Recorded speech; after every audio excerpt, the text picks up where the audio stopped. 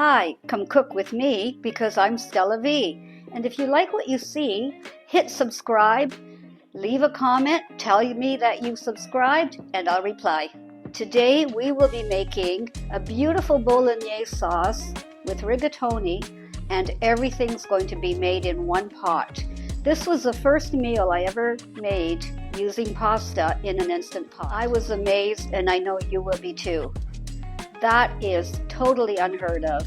The traditional way, and you would have that sauce simmering for 2 or 3 hours stovetop. Satisfying meal fit for company in under an hour.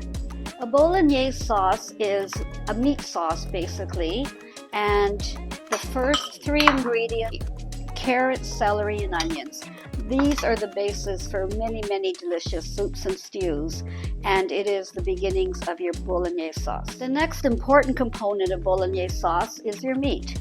Typically, you can use ground veal, ground beef, or any combination of the two.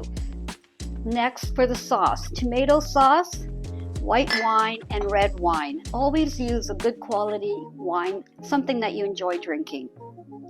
Also, we have beef stock.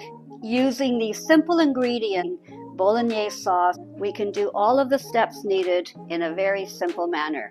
First thing we're doing, add a few tablespoons of olive oil to the bottom of your pot, and now add celery, onions, and carrots.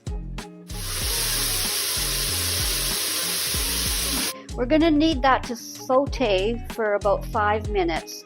And you should be stirring it as you go with a wooden spoon. We don't want anything to stick to the bottom of that pot. Now we're ready to add the ground meat. Again, if you use a wooden spoon with a flat bottom, it's easy to break up the meat into small pieces.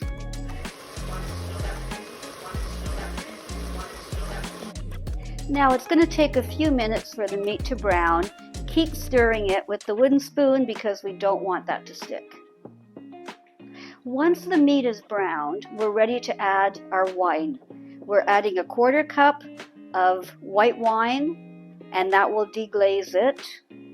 And then we're adding 3/4 cup of red wine. The next step is really important. We're going to let that wine mixture saute for 10 minutes. And that will allow the time we need for the alcohol to dissipate and for the flavors to really meld together in that meat sauce. Now that we've simmered for 10 minutes the meat mixture with the wine, we're ready to add the beef stock. And now that the beef stock is added, we're going to be putting in the rigatoni. Do not stir the rigatoni, that's really important.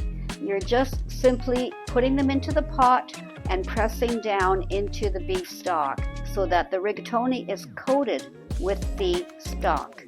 The next layer are the tomatoes, and that's always the last layer. Whenever we're dealing with the tomato-based sauce, the tomato goes on top.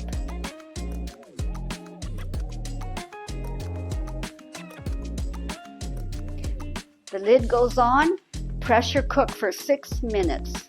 Yes. 6 minutes is up, and what we have is a delicious rigatoni in a Bolognese sauce. It's important now to give the entire mixture a big stir and make sure that all of the tomato is mixed in with the rest of the sauce.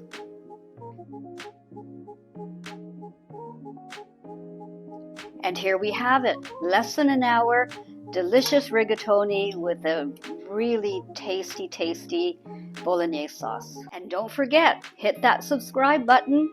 Tell me you've subscribed and I'll get back to you. Come cook with me, I'm Stella V.